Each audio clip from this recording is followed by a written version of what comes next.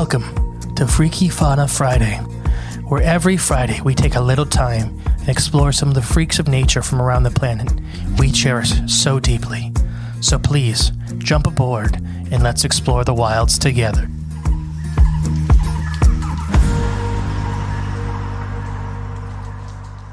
Welcome back to Freaky Fauna Friday. I am the great and peaceful Mystery. And I am Jay.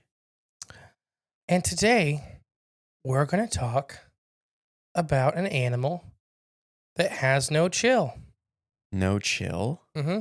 Well, that's uncool. I've mentioned him several times through the episodes, and I've always said I wanted to do an episode on him, so we're going to do an episode on an individual animal this week. Okay. Got any guesses? Do you remember who he is? No, I don't remember. It's a he. It's been a long week, you know. It's the boss. The boss? A grizzly bear. The grizzly bear? Mm-hmm. Didn't we do grizzly bears already? As a species, not as, like I said, this is an individual guy. Oh, his name's the boss. Yeah. Yes, I think we have mentioned him. Yeah, he's got some crazy stuff. So the boss is from Banff National Park. He arrives to the area every year around early March, marking the beginning of bear season for the Canadian citizens. He spends his time staking through the national park and getting into situations that it feels like they're out of a cartoon. Where is this at? Banff National Park. In what country? Canada. In Canada, okay. I just mentioned that. Well, I know, but... Listen. You said it real fast, and you glazed over it. So seeing bears in this area is a common occurrence for people who live in the area. It comes with the territory, literally. Many animals travel through this area, especially the small town of Banff, making their way to the forest or the mountains on either side. So a lot of bears pass this, waking up out of migration. They come out of the caves and the mountains and stuff like that to go into the national forest. Mm-hmm. They kind of funnel through this town. Gotcha.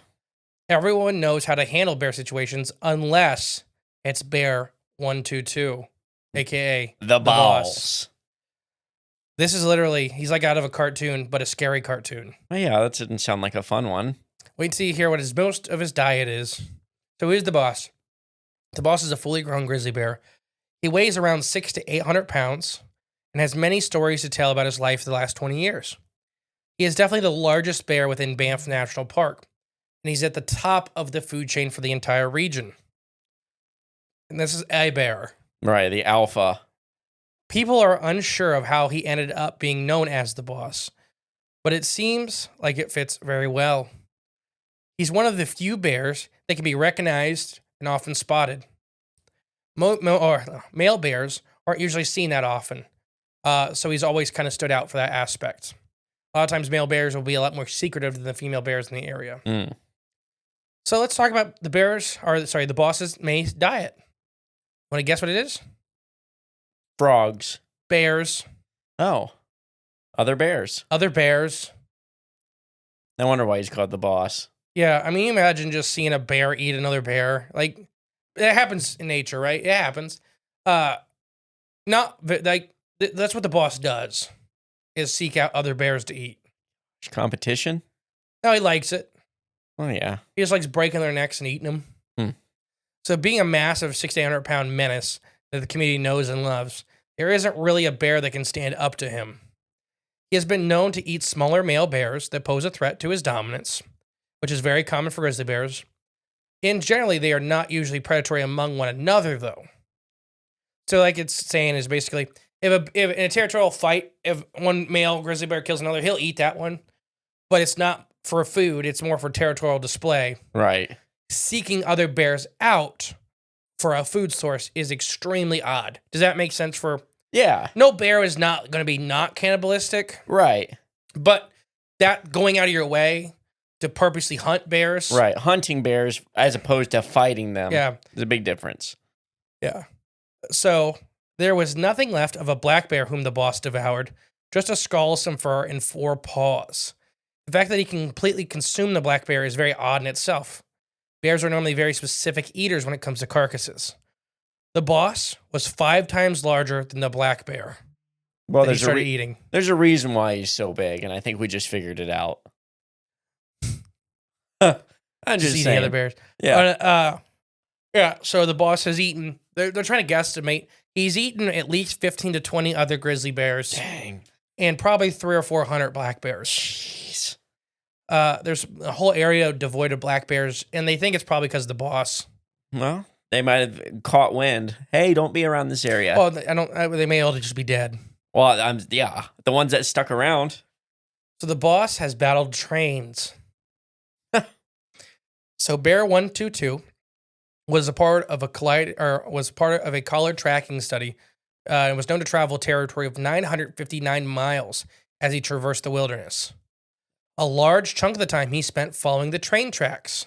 Okay, easy roadway. This is because they are known relatively more straightforward way to travel when the ice melts sooner on them as well. They could get out earlier, because we'll come back to the boss often woke up earlier than the rest of the other bears. So he would use the train tracks because there would be no snow on him, there'd be no ice on him. He'd walk around. Also, the train tracks were provided a food source in forms of grain falling off the trains and tons of animals that were struck and killed by the trains. That makes sense. And they're probably still like preserved, being frozen. This makes it far easier to live his life where he doesn't really have to hunt for food. Just protect his territory. There are a few obstacles in his way, though, so that the travel doesn't exhaust him. If you're looking to spot the boss, which you shouldn't be, look at the train tracks in this area. You should not go to him. He is not a friendly bear. No, obviously. All right. One of the problems with this method of travel, though, is you risk of being struck by a train yourself. Reportedly, he has been at least hit twice during his 20 years of expedition. That's insane, and he's still alive. So the one time, he was hit by a train going 72 miles an hour. And he's alive?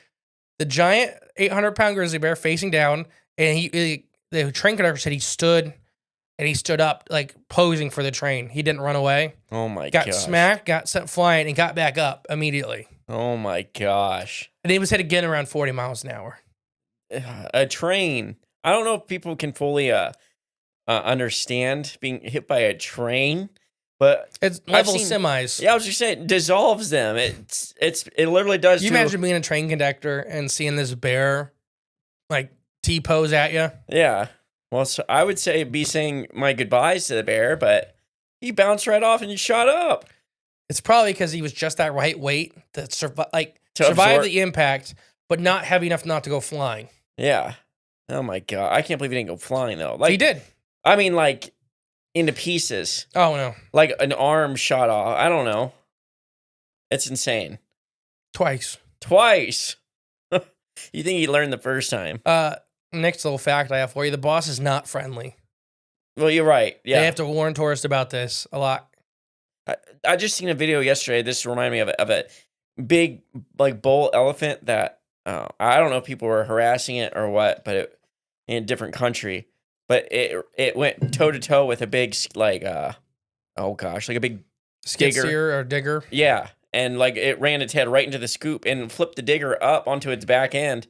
It landed back on its treads, but that elephant then turned around and was just like, oh, like had a headache or something. Made a mistake.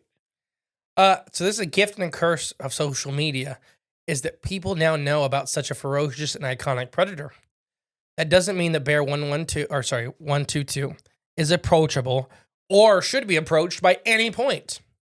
His haunts are quite regular, and there is always a concern that tourists or other people may attempt to run into him for their notoriety. Yeah, they will.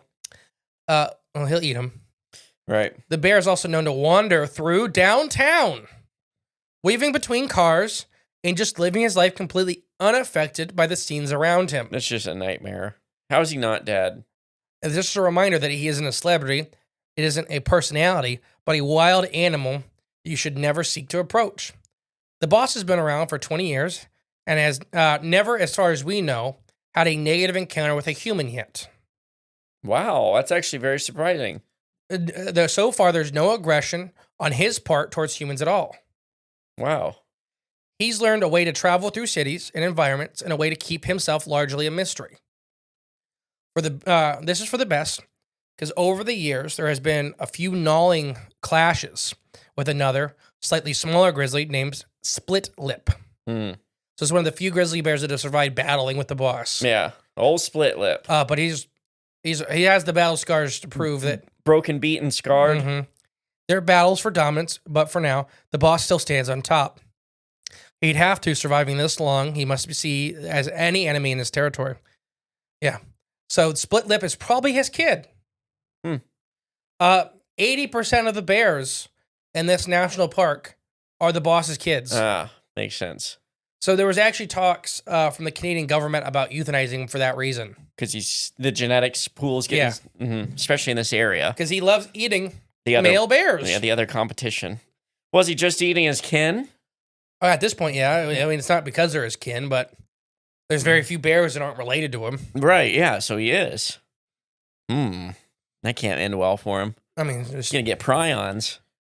I don't think of any animal that probably won't do it. It's probably bears, or one that could probably digest their own pretty easy. Oh, okay. Yeah, I don't know. No, it's just the boss. Yeah, that's... Can you imagine seeing this grizzly bear? I've seen videos of him. Yeah. Having chunks of other bear hanging out of his mouth. Oh my gosh. While he's walking through town and stuff like that. I'm shocked that he hasn't had a negative encounter with... My opinion, the town really knows how to handle him. Yeah. Most of the town, as far as I've watched the videos and stuff, are really respectful. When he comes like walking through downtown, everybody just stays in the shops. Yeah. Everybody, whatever restaurant or whatever shop you're in, you're just staying there. And he doesn't hang around a lot like a black bear will in like Gatlinburg. Yes. Like when he's in town, most of the time he's walking through town. Yep. He's just trying to get to the other side. Yeah. So I think him and the town have a pretty good understanding. Still quite shocking though. I mean, I think he's eating people. I just think it's been out in the forest and there's been no proof. Or out on the tracks, yeah. The town drunk just went missing. I feel like it was on the tracks. People would see it because I think a conductor would see like a Blood. hand. Oh, yeah. Like, have you ever seen bears eat a big carcass? I'm sure it's not the cleanest thing. No, it's worse than dogs. Yeah. So a bloody mess. But he eats most of the bear, including the bones. Which is shocking. It's super weird for bears. Bears are normally how they do carcasses is they'll come around and be very, very selective of what they want first, especially if it's one they've killed. Mm-hmm. If they're not pushing another animal off a carcass or they did find another, like just find a carcass. Take their time with it. They will be very picky the first round. They'll eat the guts out of it. That's what a lot they want the first time. And then they'll leave. Sometimes they'll carcass guard a little bit. Not a lot. And then they'll just kind of be like, well, there's a carcass down there and I'm hungry. I'll go back around to it and see what I want this time. Yeah. So a lot of times they'll just visit the same carcass 3 or 4 times. And that's how other scavengers and stuff like that can get their piece. Yeah. Yeah. Because, as long as he gets what he wants first, bears don't ton carcass guard. There is some evidence. They do it sometimes. But yeah. I mean, they kill enough. I'm sure he's killing enough. He doesn't need to. Yeah, I mean, he eats a lot of other bear. Exactly. Yeah. However many you just said, I don't know the average. Maybe we'll do Frank the Tank next week. Ooh, have a bear show. The exact opposite. Bear showdown. The boss would win. Well, maybe you can't see Frank the Tank's legs, but he might be hiding something under there. Well, we gotta. Everybody doesn't know Frank the Tank is in Colorado. Can't remember. Near Tahoe, I think so. It is Colorado, right? Or Utah, one of them. Frank the Tank is a famous black bear that is extremely obese. No bear is friendly. You shouldn't pet any bear. But out of all the bears in the world, Frank the Tank is probably the friendliest because he waves and he'll come up to, you shouldn't feed any bear. But he'll wave and get people to throw him slices of pizza and that kind of stuff. He loves pizza. Yeah. I don't blame him. He goes through trash. They almost euthanized him last year. For a mistaken identity, right? Yeah, a bear was breaking into cabins. And I think it was either U.S. Fish and Wildlife. Somebody came in and well, that's the bear that's doing it. Yeah. Because he's sitting in front of one of the houses. Yeah. And the whole community is like, no, it wasn't Frank the Tank. And they had him in captivity, and they were going to euthanize him, and they did DNA testing on the saliva inside the cabin. It wasn't him. Yeah. And so they released him. Yeah, they almost euthanized the wrong bear. Good thing it... Oh, never mind. Wrong show. No, but yeah. So there's your 2 bears. All right. Complete opposite sides of the coin of how a bear can be. So the boss. A lot of bears. We've done a lot of bears lately. Bears are good. Yeah, I like bears. A lot of bears lately. We did polar bears recently. Yeah. Grizzlies, I didn't think was too long ago. Early last year. I know we've already done black bear. That was been a while. That one was 2 years ago. But I think we've hit all the bears almost. No. So we got sun bears. We got sun bears, South American black bears, Japanese black bears, Atlas bears, We did do that on a different show. Afghanian grizzlies or brown bears, pandas, the worst bear, That'd be a good one. sloth bears, the scariest Ooh, bear, there, yeah. the smallest and the scariest bear. A lot of bears still. The boss would still win just due to mass. Yeah. But if a sloth bear got like 500 pounds, that may kill the boss. Yeah. Because they fight tigers. That'd be a showdown. They fight tigers at like 100 pounds. Gosh. It's not the size of the dog in the fight. It's the size of the fight in the dog. You ever seen that video of the sloth bear and the tiger fighting? I don't think so. The tiger's fully hunting the sloth bear. Yeah. And he keeps coming back around and like throwing claws at it and stuff like that. Finally, the tiger got him like by the back of the neck and was trying to crush its spine. Mm-hmm. But they have so much loose skin back there. Yeah. They couldn't do it. And the bear is just going nuts. Just anytime he's making contact with the tiger, it's just removing a chunk off the tiger. Gosh. So finally the tiger like just let go and backed off. Yeah. Because it just wasn't worth it. Yeah. Not at that point. All right. I've been the great and peaceful Mr. E. Remember, bears are cool. Bears are cool. And I've been Jay. Bye, guys. Bye. Thank you for listening to Freaky Fauna Friday. If you want to help the podcast grow, remember to share and give it a 5-star review.